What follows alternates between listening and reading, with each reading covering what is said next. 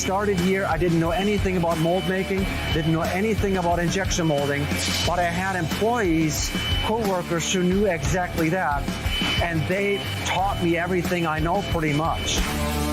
I've always been in manufacturing. My first lab gig ever was in plating.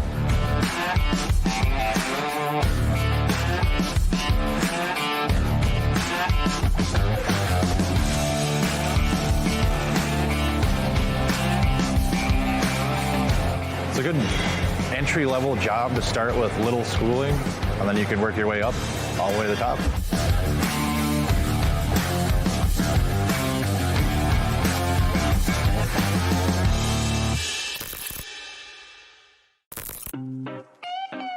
If you don't have a commission plan that's based on revenue, then your income goals that you have and the potential you want to get to is extremely high. So over 180, over 200,000 a year, then you need to leave that vehicle and you need to start looking elsewhere, because you will not reach it with bonuses and profit sharing and all that stuff. You're not going to reach it if your commission is based on profitability or based on, what is actually net at the end of the year. That beginning 1 to 3 months, even the industrial marketing companies are going through an onboarding or learning phase. If it's a company that doesn't know your market very well, then they're learning. If it's a company that is industrial and they're doing that, then all that they're doing is building in a buffer to increase revenue for themselves. Because it should not take anybody 90 days to learn how to market your business. Deals happen in multiple contact follow-ups. It's not just one time you speak to somebody. The follow-up is one of the most important aspects to closing a deal. So after you've quoted it and you've sent it, now it's time to follow up. Now's the time where you got to roll up the sleeves and actually do the work to get the attention back, especially when you're competing with other people.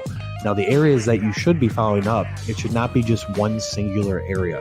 You have to look at the main areas of follow-up, which is going to be email, phone, social media, personal visit, possibly snail mail, sending a postcard, sending a letter, something like that if you're not getting a response.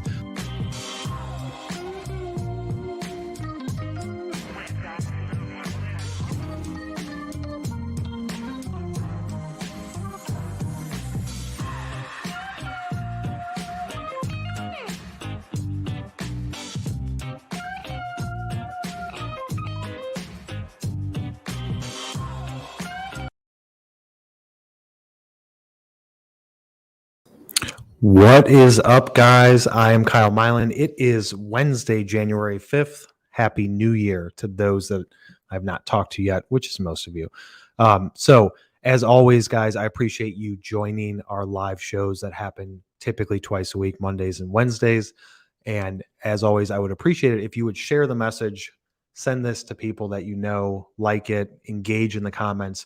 Please leave your comments once you think of them. Any questions you have, once we get to that section, we will answer them all, or at least as many as Nick allows me to go through.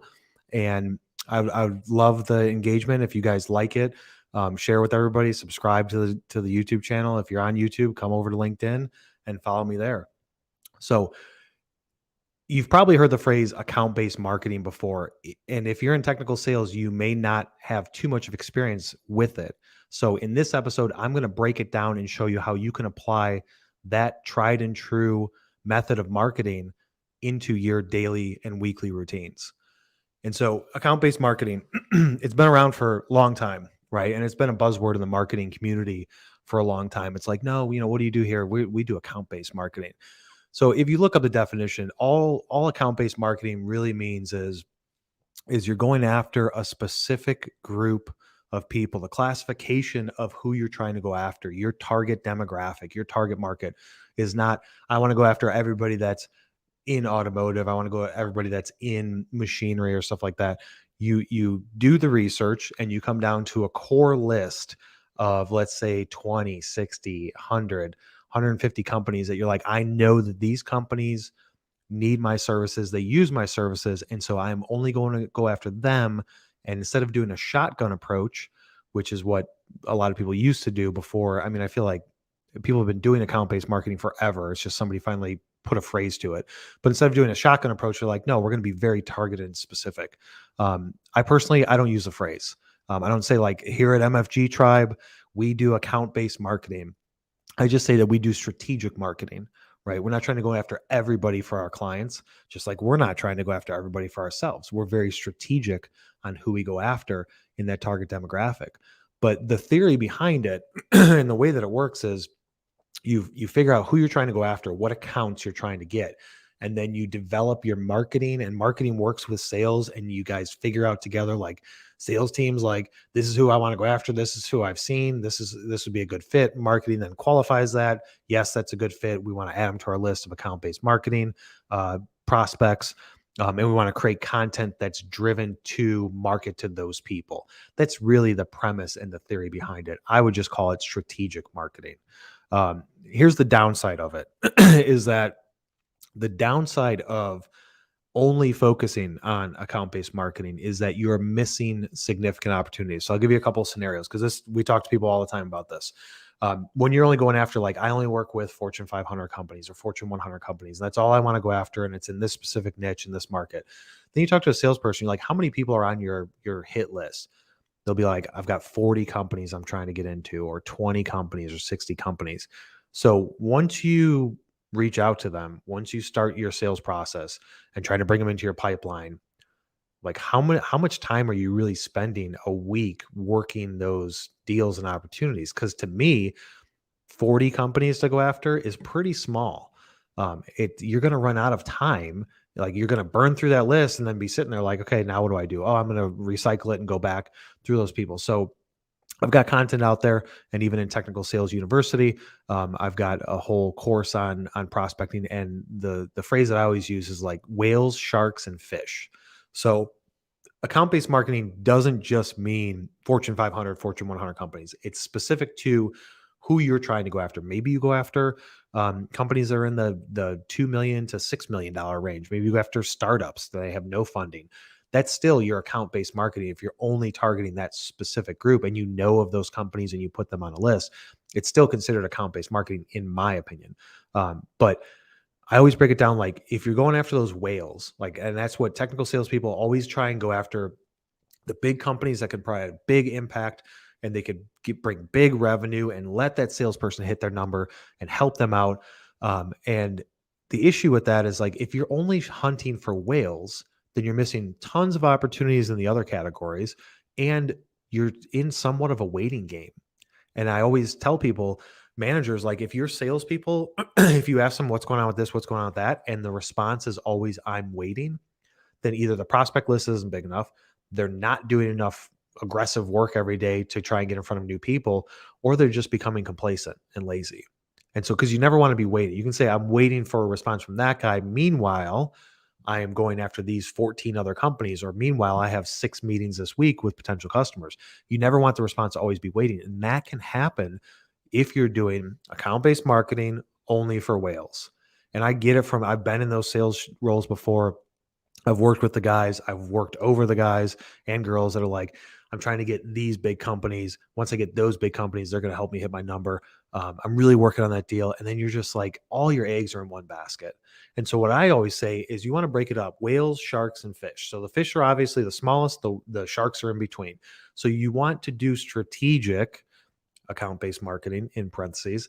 You want to be strategic about who you're going after, but you don't want to be too narrowly focused, unless you're like, I'm selling a SaaS enterprise level product that only goes after enterprise size clients, and they have to be a Fortune 500, or they have to be in this financial sector, or whatever it is. I get that. But even within it, people get too niched down and say, I want to go after these 14 companies, right? And don't look at it from a broad standpoint. You can still be broad, somewhat broad, and specific at the same time. You can say that I want to go after these companies in these industries that have this many employees that are in this geographic location, and say that comes back with 6,000 companies. And let's say 6,000 is too big of a market for you. I mean, for me, for what we do at MFG Tribe, like industrial companies that we serve, there are tons of industrial companies in the United States, which is our primary market.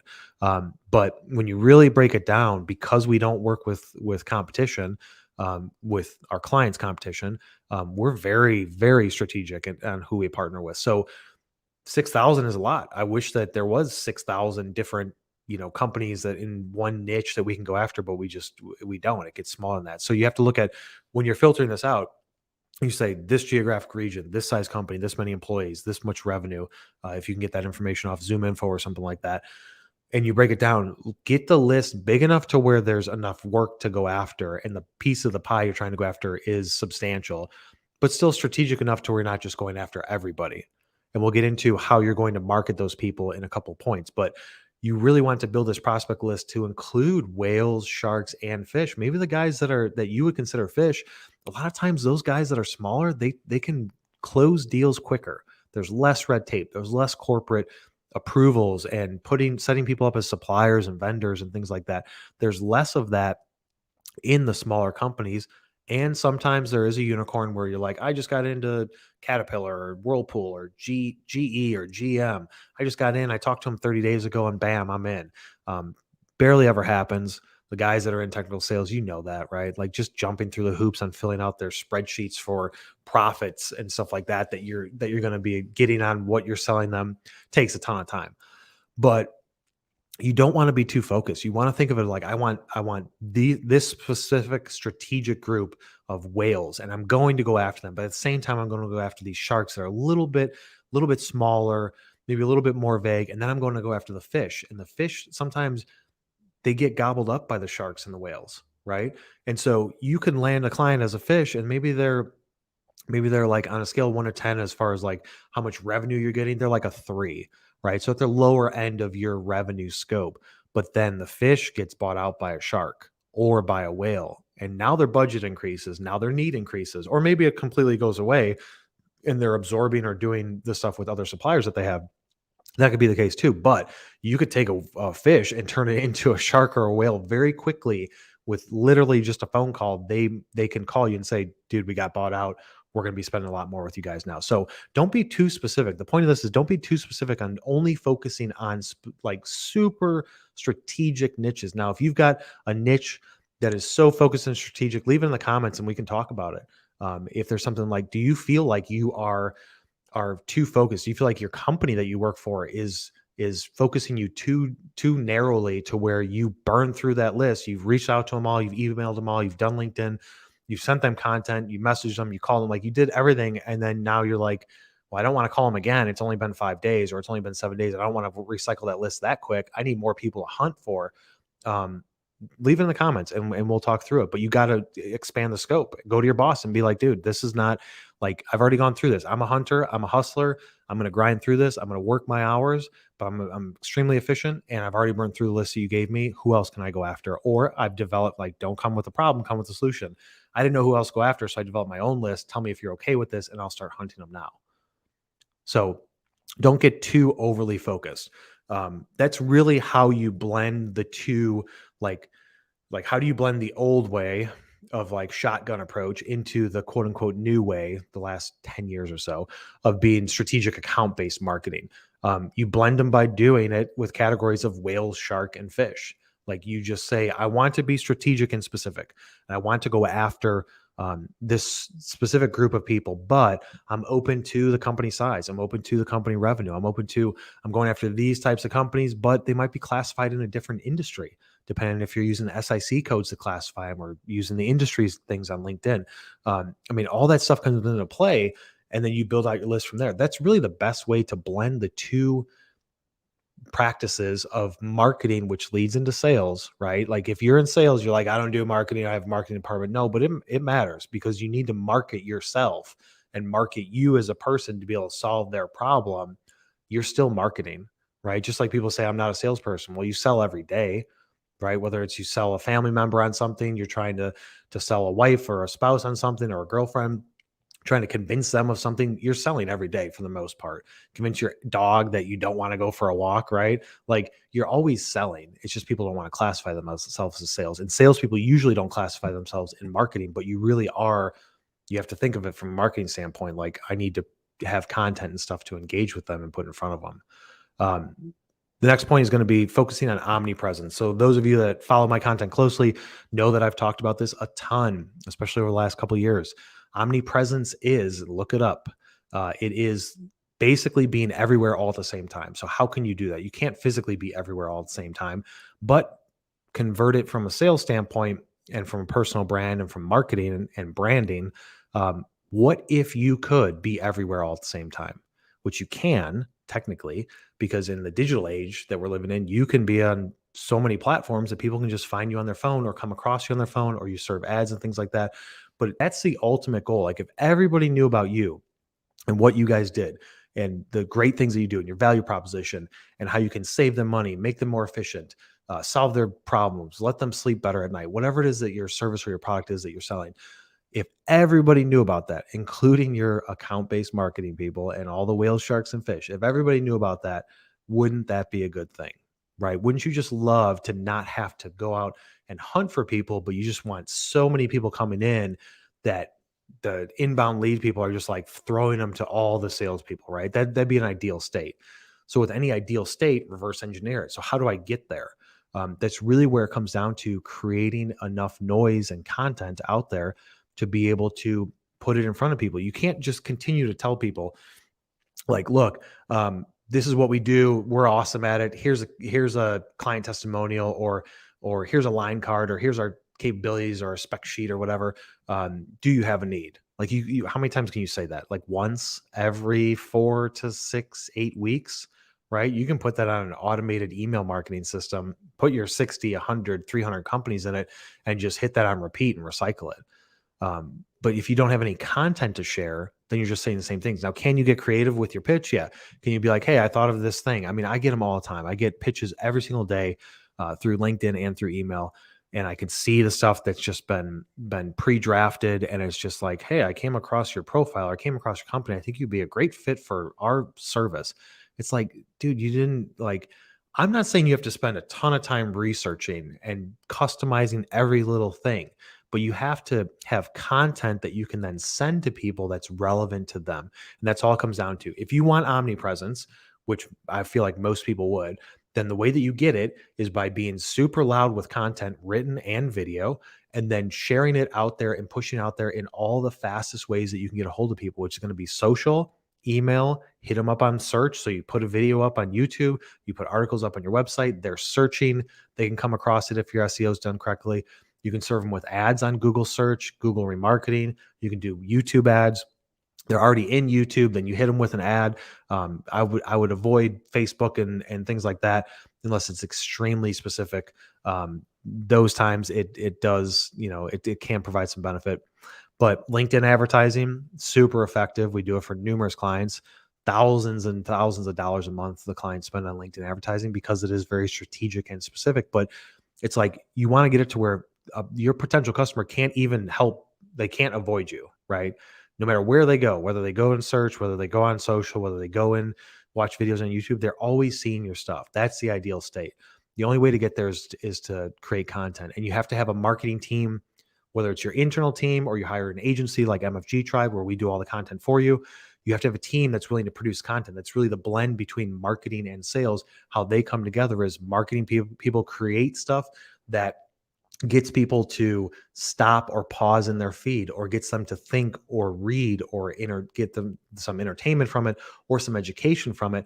That's the job of marketing. Once they hook that person and the person raises their hand and says, I want to talk to somebody, then it goes over to sales, right? That's the perfect blend.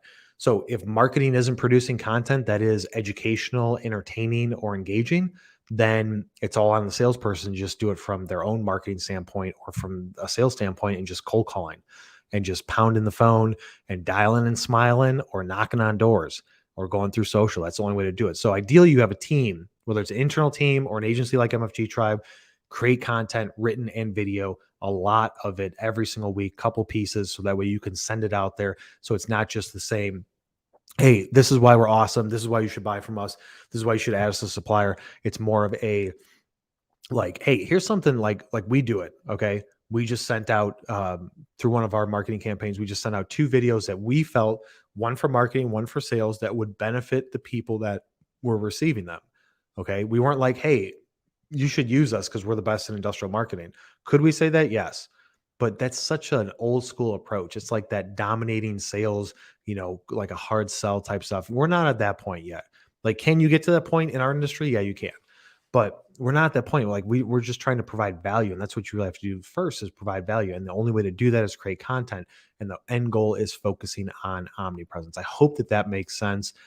If you're like, dude, what, I don't even know what that means, put them in the comments and I'll further clarify and answer those questions. The next thing is, how are you going to apply it?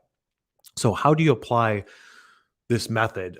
You need to start today and you need to look at your current prospect list and who you're going after. And a fast way to do it is look at your customers or potential customers, competitors. You can do that just through research. You can do it through Zoom Info. If you don't have Zoom Info, go on LinkedIn. Like if you're watching this on LinkedIn, you have the tool in your hands. Use Sales Navigator. It's $79 a month. And you can literally develop your entire prospect list out of it. Go after this company and then reverse engineer it. What geography are they in? What size company are they? What industry are they classified as? Now I'm going to take that information, put that in my search, and look at all the companies that come up and just go one by one and say, yep, these guys are good, and just check them, put them on the list. And then that's how you're going to build up your list so quickly. You could use Zoom Info. It's faster because it gives a little bit more filter criteria, but it is expensive. So if you don't have a license for Zoom Info, use the tool that you're watching this on right now, which is your computer. And I know a lot of people come from LinkedIn. You have the tool at your fingertips. And so what you want to do is build out that list, go through all my videos on YouTube about how to build out your LinkedIn, optimize your profile, message people, share content, all that stuff. Go through that stuff. If you want a formal way of doing it, we've got a course on TSU.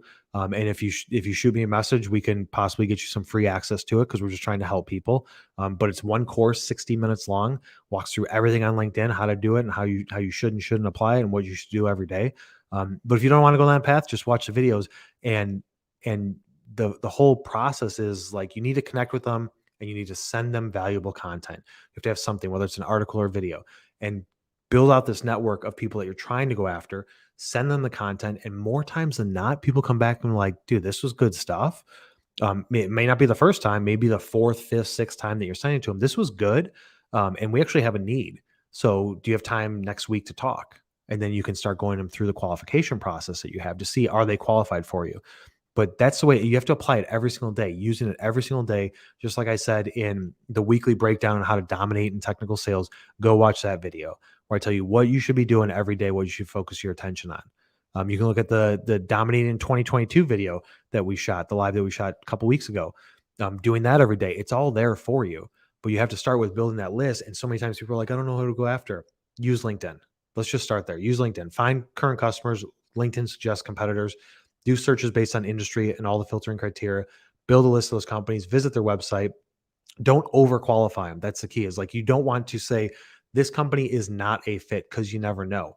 Because a lot of times you can say this company is a fit, unless you know for a fact that they're using your competition or they've used you in the past. You don't really know 100% that they're a fit. You know that they need something like that, but what if they're doing it internally? They don't outsource it. Or what if they don't do that anymore? That was from 4 years ago.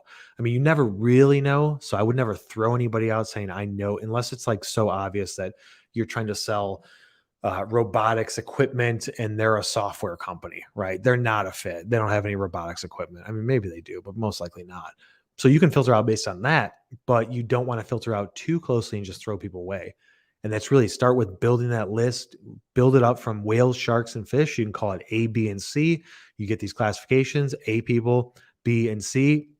And then you just say, I'm going to work these people through, create them all equally, engage with them, send them content, whether it's through email, whether it's through LinkedIn, whether it's at a trade show, giving them, something. You just want to try and provide some sort of value to them, give them a free quote, a free assessment, free service, whatever it is. You like do something for them to get yourself some attention, stand out from the competition. And hopefully, like I said, your marketing team is on board with it. But if they're not, give us a call and we'll definitely hook you guys up with the dominating marketing strategy and execution for you.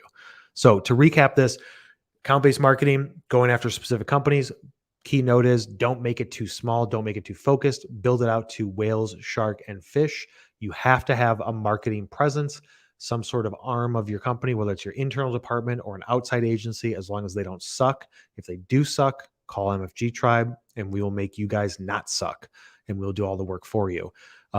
And then build out your list. But again, don't be too focused. I put 15 asterisks there. Don't be too strategic and too focused. Build out that list. And then you want to focus on the omnipresence of being everywhere all at the same time. And then that is the way that you're going to blend this account-based marketing strategy into technical sales. So I hope you guys got some value out of that. We're going to take a quick break and we will come back and go through the comments.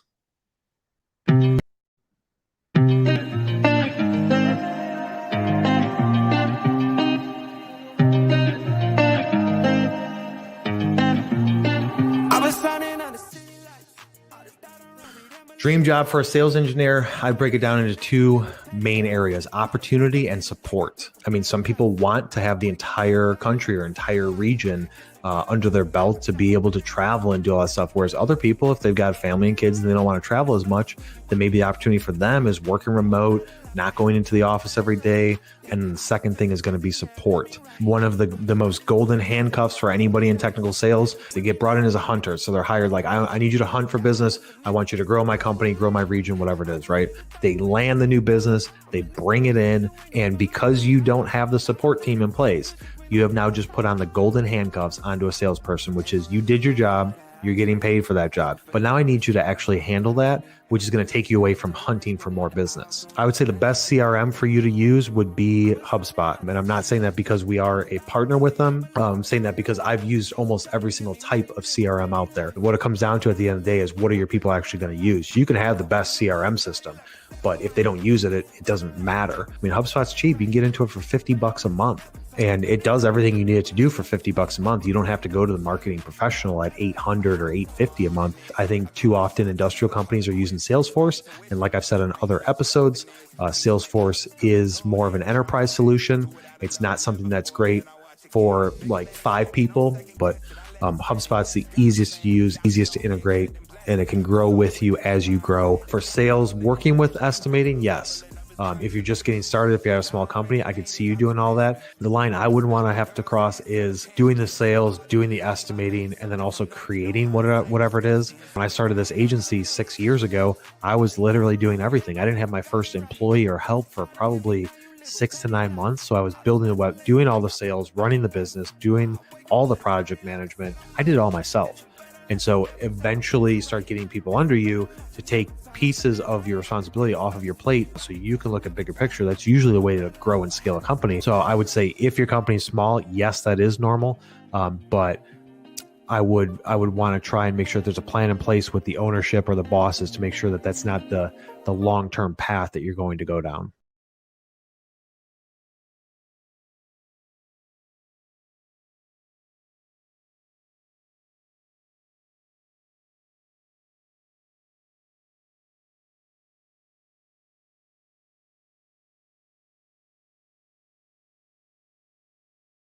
All right, we are back. You like that questions video? We've got a decent amount of people here on LinkedIn, and we've got some comments that we're going to go through that Nick's going to throw up there. What is up, Shamanth? I hope I said your name right. Those of you that know me know that I suck at that. Thank you for the comment coming from YouTube. Oh, Nathan, what's up, man? Coming in through your company YouTube up there in Washington State. Still haven't moved. I know it's only been 2 weeks, but you still haven't moved down to Texas yet. Come on, man. Ted, LinkedIn tells you competing similar companies. Yeah, so LinkedIn will give you suggestions. So if you go to LinkedIn, you go to a company page and you're viewing a company page, on the right-hand side, it says related pages, suggested pages, similar pages. It'll tell you other people that are in the same classification. All that LinkedIn's doing is taking the content, that like the classifications they have with company size, location, industry, stuff like that, growth. And they're saying, hey, if you like this company, you should follow this other company. So they use it from a standpoint to get you to follow them, to engage in content. They want you to stay on the platform. But as a salesperson, you use that as, oh, I should look at them too. Maybe I should try and sell to them as well. Definitely be watching your other videos as time permits. I'm definitely interested in, yeah, online course for TSU. We're going to be doing some stuff in January to get some more exposure to that. So stay tuned with some free access, free giveaways, things like that. It's like 8 hours worth of content. I think that you would definitely get some value out of it, Nathan, as you continue to build up your business. The more you can know about sales, even if you're not like, I'm the salesperson, the more you can know about it, the more you can hold people accountable when you bring in a salesperson. Because if you know things about how they should be doing it, then they can't sugarcoat it and say, no, I'm doing it. I'm going to do it this way. You can call BS on them and be like, no, I want you to do it this way. Even though I'm not a salesperson, I know it this way works. And you can say that you learned it from me. And if you need to, I will talk to them. Tanner, have you ever compared Zoom Info to D&B Hoovers? If so, do you feel Zoom Info is more up to date than Hoovers? Yeah, Tanner, dude, D&B Hoovers sucks.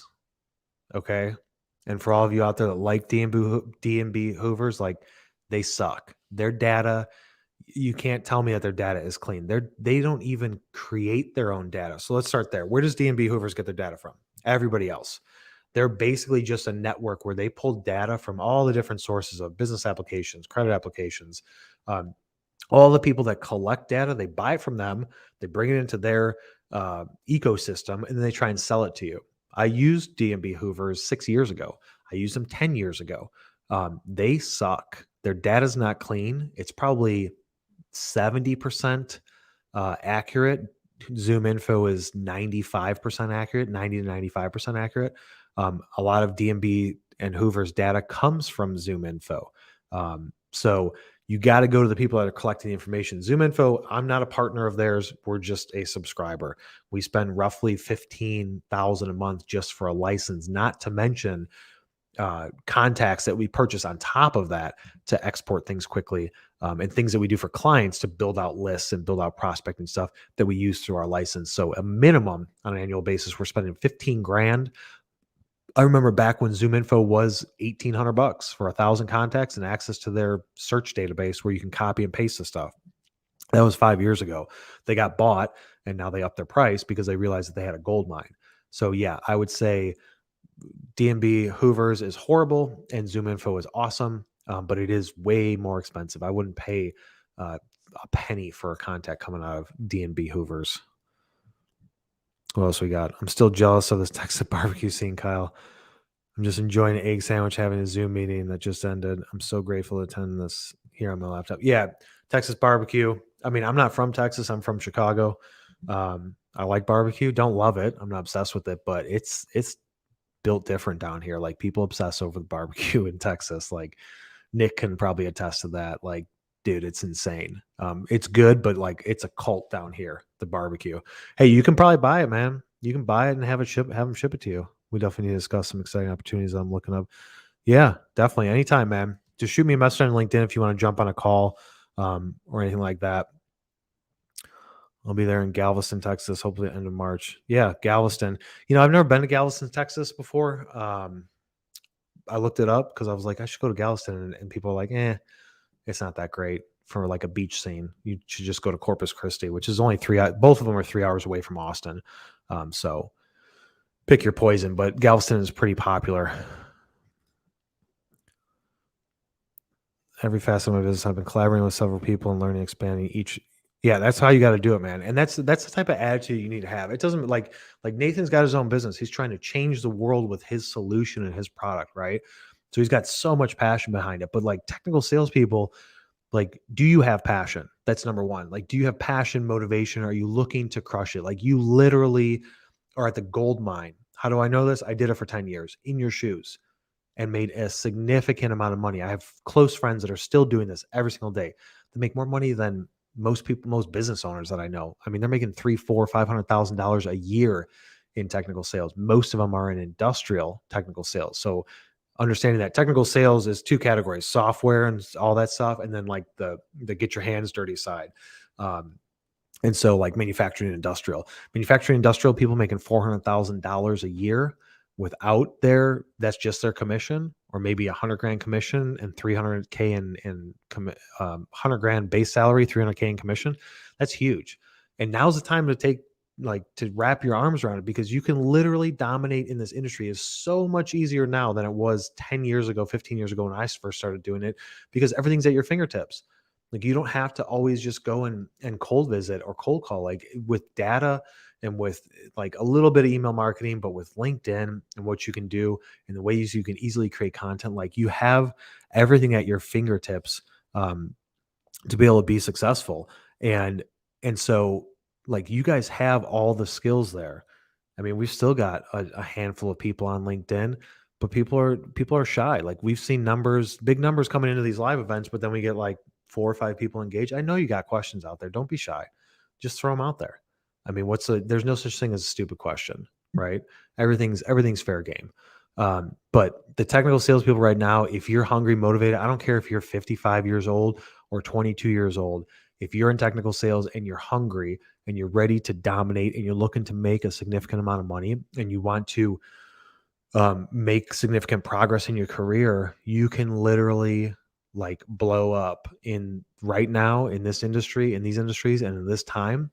If you're aggressive, you will stand out and you will be recognized. And in a couple of years, you might get an opportunity to work for somebody that's going to pay you 5 times more than you're currently making, or you might get an opportunity to own something if that's your end goal.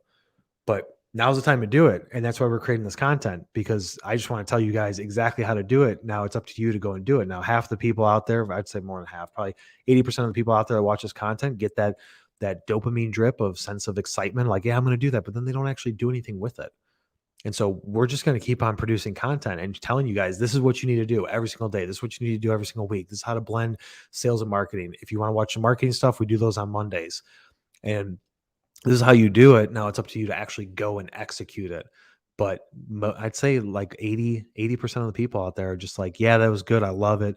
I'm going to start doing that, but then don't actually do it. Like make 2022 different. Like don't make it like all the other years where you didn't do it, or you did it for 2 weeks and then stop.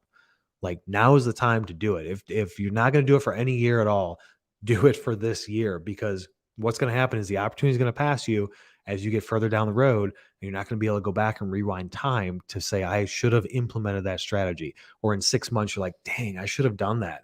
Like I should have focused more on it, because like these other guys, I've heard that they were doing it and they got a lot of opportunities from it. Like do it now. I'm telling you, it works. Just do it right now. Couple more questions.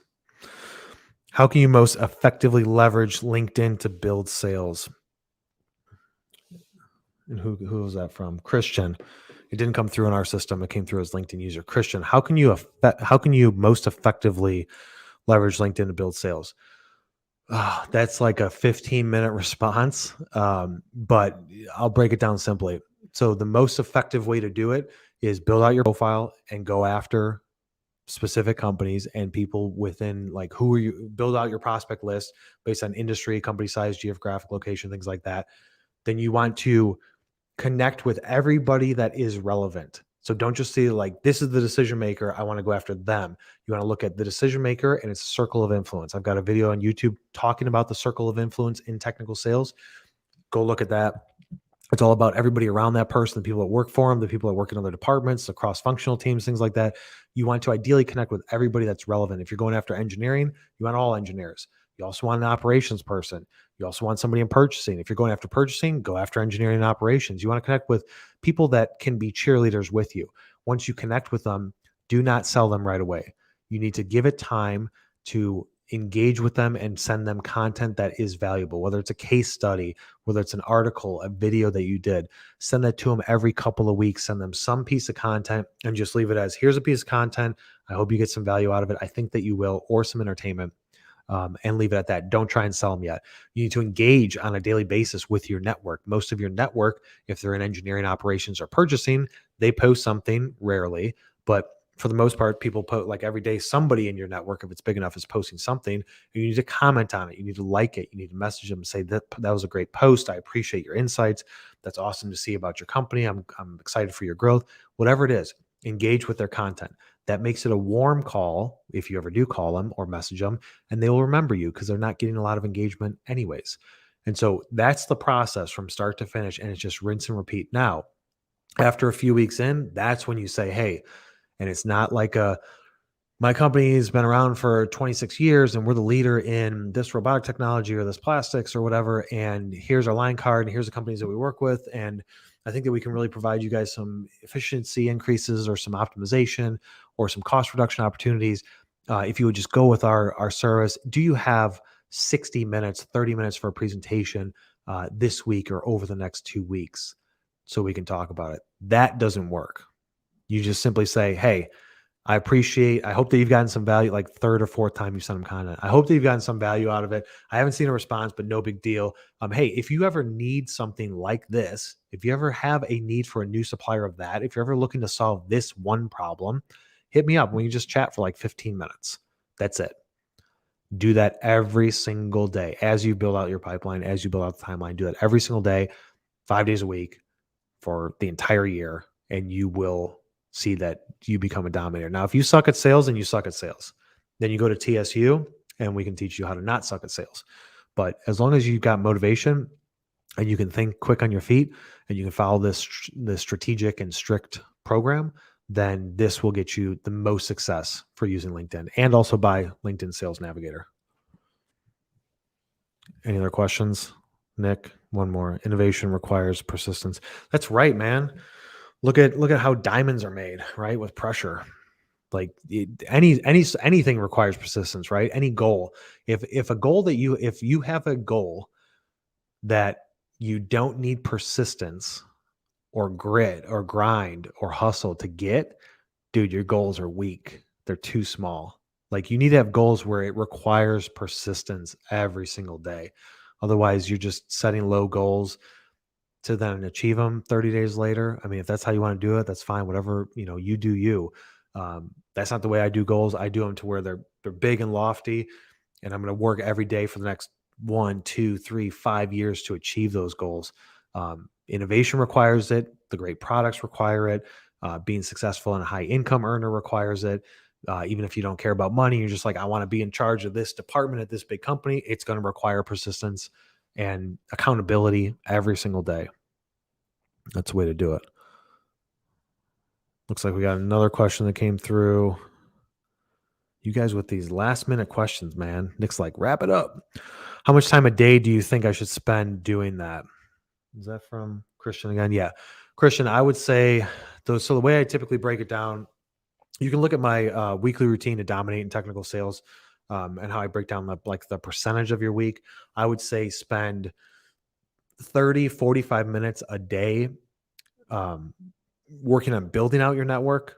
And then I would spend 30 to 45 minutes a day engaging with your network. Send 3 messages to people with a piece of content. Comment on people's posts, like stuff, comment on the company page that they work at stuff. Really, all you really need, if you've got, let me preface this by saying, like, assuming that you have deals already in the pipeline, current customers, you have meetings during the week, stuff like that, where it's pulling out your time to where you only have a few hours left over, then that's how I'd split it. Half your time focused on building your network, the other half of the time focused on engaging. But if you're new to a role, if you're new to a field, if you don't have house accounts, if you don't have existing customers, and you just brought in to hunt and you've got 8 hours in a day, then if I were you, I would be spending 7 hours the first couple of weeks building out your network, 1 hour engaging on a daily basis. 7 hours, not the first couple of weeks, 7 hours a day for the first couple of weeks, building out your network, 1 hour a day engaging as those people come through. And then hopefully your pipeline starts filling up, which it should if you're doing it the right way. And then you can split your time from there. But at a minimum, I would spend like an hour to an hour and a half a day on LinkedIn, half engaging, half building your network. And you all got it. You guys all have the time. Like, if you guys ever use the phrase, like, I didn't have enough time to do that, you, like, remove time from it. It wasn't a priority. That's all it was. Like, I hate that phrase. Like, so like, I was going to do that, but I didn't have enough time. No, it's not bad. You just it wasn't a priority for you, which is fine. It's not your priority. You can't say, like, I didn't have enough time to go to the gym. You do. If it was a priority, you would make time for it. You guys all have time. You cannot use a time excuse. Like, I'll tell, when we've been in sales meetings before with teams of like 15, 20 people at a client, and people are like, I don't have enough time. I'm like, did you go to the bathroom today? You probably went number 2, right? You got time. You're on your phone anyways. You're sitting on the couch with your kids. You're eating dinner on your phone. You're like, anytime that there's a break, people jump to their phone. Like, you got time to do it. In this age for tech sales, how beneficial do you feel door-to-door canvassing for business is versus doing everything in the digital world? I believe in both. Curious on why, your thoughts. Yeah, Brian, 100% agree with you, man. I believe in both. I always look at it as like, what's the shortest path to least resistance to get a hold of somebody? Everybody has their preference, right? Some people don't go on social that you're trying to sell to. Some people don't pick up their phone that you're trying to sell to. Some people get 500 emails a day and you send them an email and you just get lost. And other people, the only way to get a hold of them is by going door to door. I would break down my time and say, I'm going to focus, like, again, back to that weekly routine to dominate in technical sales, that video that I posted. Go to my YouTube channel and find it, and I break it down. But like door-to-door sales, cold visits, cold calling still does work. Cold visits still does work to a certain extent, right? Like I use it. I always use the same example. I used to visit 10 people a week, as that being the method of how I'm trying to get a hold of them. I would do 10 cold visits a week, and typically I'd see about 20% of the time, 2 out of those 10, the person was like, yeah, I could talk to you right now, or yeah, I'd like to talk to you in the next hour or so. That was my success rate. So, like, basic math, if you get a 20% success rate, increase the denominator. So maybe I visit 20 people, then I should get 4. It's not always a linear relationship, but yeah, that stuff works. Same with cold calls. Like 80, 70, 80% of the time, nobody's going to pick up the phone. You still have to do them though. Like, nobody likes doing cold calls. A lot of people don't like doing cold visits, but it does work. You should always never poo-poo on the traditional, I would say, traditional way of doing it, right? Cold visits, cold calls, trade shows, they all work to a certain extent. Now, if you really can quantify it and say, like, cold visits is 20% of the time I'm actually talking to somebody, perfectly fine. Just do more visits and try and get up that numerator. But then, because it's only 20% of the time, don't be like, I'm going to spend $200,000 this year doing cold visits. No. Same thing with trade shows. Oh, you get like 5 good leads from it these days from a trade show. That doesn't mean like go over budget and drop $500,000 and attend all the trade shows. Everything needs to be in perspective, right? LinkedIn is going to get probably the most engagement because it's got the least amount of people going after who you're trying to go after. Email is harder because people are busy. They've got spam filters. They got internal emails. Phone's difficult. A lot of people aren't back in the office answering the phone normally. Even if they are in the office, they're not back in that routine, and they're busy. They're in meetings and stuff like that. They're not at their desk. I had a client, the commodity manager for Electrolux. She wanted to be texted, and it was 8 years ago when texting wasn't like super popular, but it was popular enough. And she said, you can always text me. I always answer my texts. I get tons of emails a day, and that's how I communicated with her before she was a customer. I was trying to land her as a customer, and she gave me her cell phone and said, text me. So yes, 100% support that. Cold visits does work. You just got to have the guts to do it, which most people don't. But I'll do it with you, man. I'll do it any day of the week. I'll walk into any company and try and sell them anything. Jimmy, great videos, Kyle. Very helpful. I'm glad, brother. I hope you subscribe to the channel. You're on my YouTube, so I hope you subscribe, Jimmy. If there's any other videos that you want out there, Jimmy, let me know. Leave them in the comments. We can make one specifically for your situation. Tara, what are your thoughts on trade shows? Trade shows, now that trade shows are coming back, they started coming back at the end of last year. I think that they're good. I always talk, whenever we talk with new prospects or new clients, are like, what do you think about trade shows? And I always say the same thing, that if there's one specific trade show that's in your industry, in your backyard, in your hometown, that everybody's going to, you at a minimum need to go to that trade show. That's just the cost of doing business. You got to show up and show off the brand. But the way trade shows were like 10, 15 years ago, you get 30, 40, 60 leads from them. And they were good leads. Like more than half of them were good, solid leads. It's not really like that anymore. And I don't see it ever going back to that.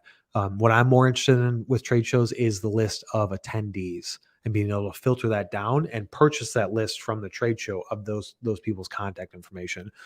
I believe that trade shows can be beneficial if they're strategic, but we've had clients that are doing 8, 10, 12 trade shows a year. And I'll just be like, what does the data show? How many leads did you guys get? How many opportunities? How many current customers? A lot of times the data doesn't support it. Now, in your niche, in your specific industry, maybe the data does support it, but I would argue to say that it's probably not worth all of the money you're spending if you're spending a lot. If you're not in trade shows right now, I would say maybe do one. Don't buy any sort of print ad space because nobody really reads the show programs. It's not worth it there to spend $3,500 on a full page ad in a show program, gets stuffed into a little satchel that they give you. And then that just gets thrown away when they get home anyways, after they take out all the free goodies that they've gotten, give them to their kids or keep them on their desk. Like that's all that the program's worth, is like a paperweight that then ends up in the garbage. So Brian, I agree. I'd rather be face to face than on an email thread any day. At the least on the phone. Yeah. Yeah. And dude, if that's what your preference is, what I would say is don't ignore digital, man. As long as you're putting in the effort, like, yeah, I'd prefer to meet somebody face to face.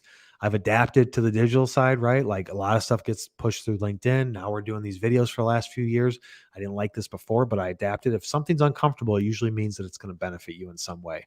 Unless it's like ridiculously uncomfortable, then maybe not. But yeah, don't ignore the digital stuff. But that's what separates you probably from a lot of other people. A lot of people don't want to do the face-to-face. They don't want to do the phone call. Definitely not the phone call. Most people hate doing cold calls. That could separate you from all your competition, man, if you're willing to go face-to-face. If nobody else is willing to go face-to-face, knock on that door, and they'll be like, oh, what? This dude's here? What are you selling, man? Let's talk. I really love to see a video focusing on manufacturing industrial database points of contact, as well as some other scientific collaborative groups. Damn, dude. You're always bringing the science, man. I love science, but I am not a scientist. I'm also not a data management type person. If you can break it down into, shoot me a message on LinkedIn and be like, dude, can you talk about this subject? But be extremely specific with examples, then I could possibly talk about it if I understand it. But I only talk about things that I know, man. Tara, follow-up question. With a limited marketing budget, how do I pick the best one for our business? We are in multiple industries. Tara, what do you do? What's your industrial vertical? I wish that I could click on you and just be like, oh, I know what Tara does. And it's going to be 20 seconds of a delay until you see that. And we're going on 52 minutes now. All of these the best questions coming in the last. Tara, if you can tell me what you do, I can give you a more strategic answer. Or I'm just going to do this real quick. I'm going to look you up on LinkedIn and maybe I can answer it myself faster. Tara Eckhart.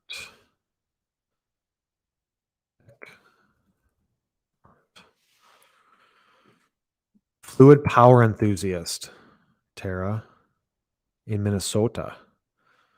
Suburban Manufacturing Group. All right, what are you guys doing?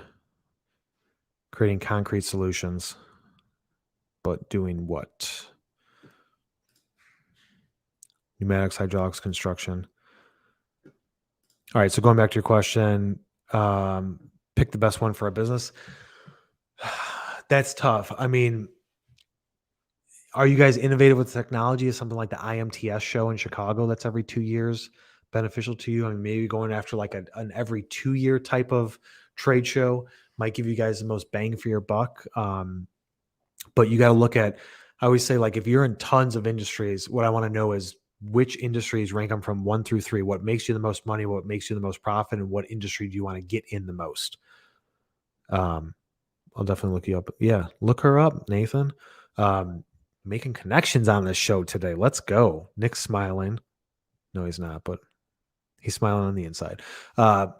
So yeah, I would say like pick the top 3. What makes you the most money, most profit, and what are you trying to get into the most? And then Google search trade shows for that.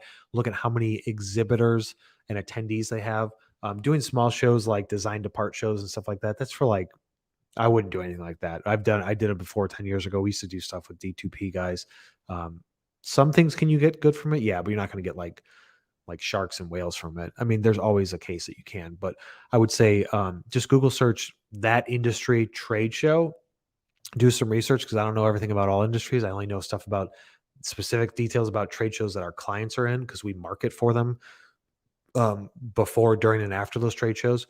And so I would look at Google search fluid management trade shows, United States. Look at who comes up in SEO rankings, not the ads. The ads are first. Go past the first 3 or 4.